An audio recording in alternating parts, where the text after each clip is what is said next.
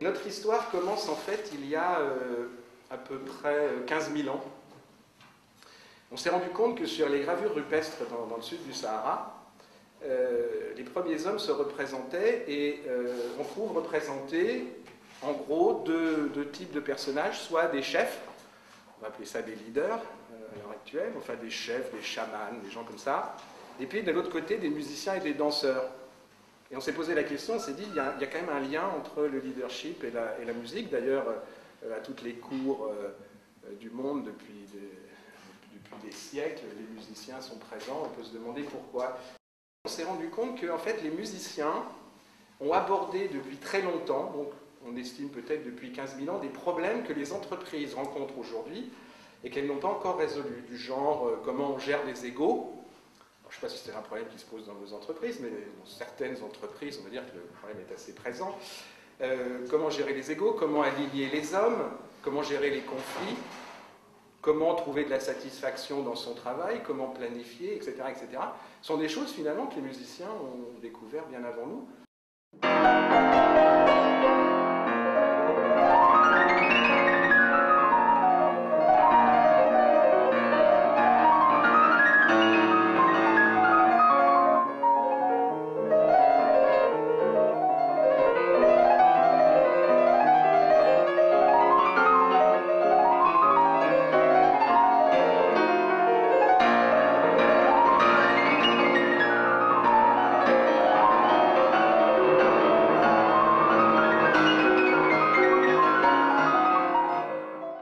L'idée, en fait, c'est de vous faire contribuer. Yves est là pour, en fait, répondre. Donc ce soir, c'est un mélange, c'est une sorte de témoignage. Je vais faire simplement le facilitateur. Je commence toujours par une question type, et puis après, vous allez j'espère m'aider. Moi, je me suis posé une question souvent. Quand vous regardez la musique, elle est quand même très écrite. Il y a tous les détails, en fait. Quand vous regardez une partition autographe de Chopin, par exemple, non seulement il y a les détails, mais il y a les erreurs. C'est-à-dire qu'on arrive à voir ce que le compositeur a essayé de vouloir dire. Et en gros, tous les musiciens ont la même partition. Et beaucoup de choses sont écrites. Un petit peu comme, on pourrait voir ça comme une stratégie d'entreprise ou un plan. Hein. Le plan d'entreprise est là, c'est le même pour tout le monde et il est plutôt clair et plutôt détaillé. Donc tous les musiciens ont la même chose. Et puis, il y a quand même beaucoup de musiciens qui ont des bons doigts, des bonnes mains, des virtuoses, on va dire, il y en a de plus en plus. Et on peut dire que les virtuoses sont un peu comme des professionnels. Hein. Dans nos sociétés, on a des patrons du marketing, des ressources humaines, sont tous des virtuoses dans leur domaine, si vous voulez, ils maîtrisent une certaine science. Par contre, avec la même partition et les mêmes capacités physiques, certains musiciens arrivent à engager en fait leur audience et d'autres pas. Donc, où est la recette magique, si bien elle?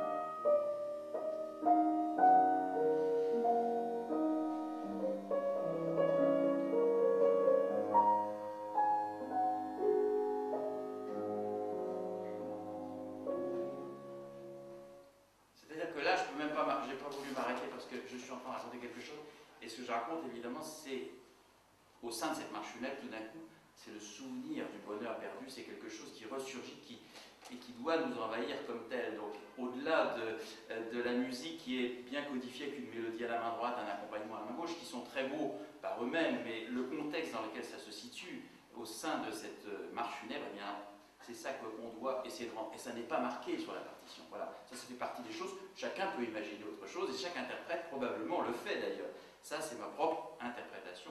C'est une question, bien sûr, de sensibilité personnelle. Et ensuite, la technique que l'on déploie, une technique très sophistiquée pour faire en sorte que, au-delà simplement d'un équilibre entre une mélodie vraiment qui est assez facile à réaliser pour un pianiste. Ce qui est beaucoup plus dur, c'est de donner à tout ça une couleur nostalgique, c'est-à-dire celle du souvenir heureux qu'on se rappelle au sein de la marche funèbre, la marche à laquelle on participe. Voilà. Donc c'est simplement pour vous montrer qu'à mon avis, ce qui différencie justement les vrais interprètes de ceux qui sont simplement des très très bons techniciens. J'aime pas trop le mot virtuose parce que virtuose c'est encore une notion un petit peu différente, c'est celui qui utilise en fait la musique à son propre profit, c'est-à-dire pour en tirer des applaudissements du public et en faisant briller certains aspects de la technique. Ça c'est autre chose. Mais donc cette différence essentielle entre les grands interprètes et ceux qui ne sont que des bons techniciens de la musique, c'est le message qu'ils font passer. Moi l'analogie que je vois là, j'aime bien la notion de virtuose un petit peu pour... on rappelle dans les entreprises ces gens qui sont des experts dans leur domaine et qui travaillent pour eux-mêmes. Je trouve ça assez éloquent. Et surtout, ce qui est intéressant, c'est de donner du sens. La première fois où j'ai entendu Yves parler de ça, je me suis dit, mais est-ce que dans une entreprise, alors qu'on travaille tous finalement sur le même plan, la même stratégie, etc., qui ont été créés par des compositeurs, entre guillemets, est-ce que le leadership, c'est pas justement simplement de donner du sens et d'interpréter à sa façon certaines stratégies, c'est-à-dire pas simplement copier et faire ce qu'on nous dit de faire stupidement, mais donner un certain sens aux choses que l'on essaye de faire. Yves est un disciple d'Aldo Ciccolini. J'imagine que tu as passé plusieurs années avec lui. Est-ce qu'il t'enseignait la technique? Un jour, en l'attendant à son domicile, il y avait un peintre qui refaisait les peintures et j'ai discuté un petit peu avec lui. J'ai dit c'est formidable quand même, vous travaillez, bon, vous avez la chance de travailler quand même dans un environnement, vous entendez Aldo Ciccolini toute la journée répéter. Il m'a dit mais pas du tout, je ne l'entends jamais. Et quand Aldo Ciccolini est arrivé, je lui ai posé la question, mais comment c'est possible alors? Parce que, en plus, c'est un des pianistes qui a le plus grand répertoire que je connaisse. Et il m'a dit, mais c'est très très simple, c'est que je ne me mets au piano pour travailler que quand, dans ma tête, j'ai tellement réfléchi à ce que je veux obtenir, que l'idée est tellement précise, que quand je me mets au piano, c'est uniquement pour l'obtenir. On était à peu près 2 heures avant le concert. Et les Allemands essayaient d'imposer leur voix en disant « Nous connaissons mieux Mozart que vous ». Et les Français prétendaient qu'ils le comprenaient beaucoup mieux. Et donc 2 heures avant le concert, clash de personnalité, d'interprétation, clash de culture. Comment on résout ça?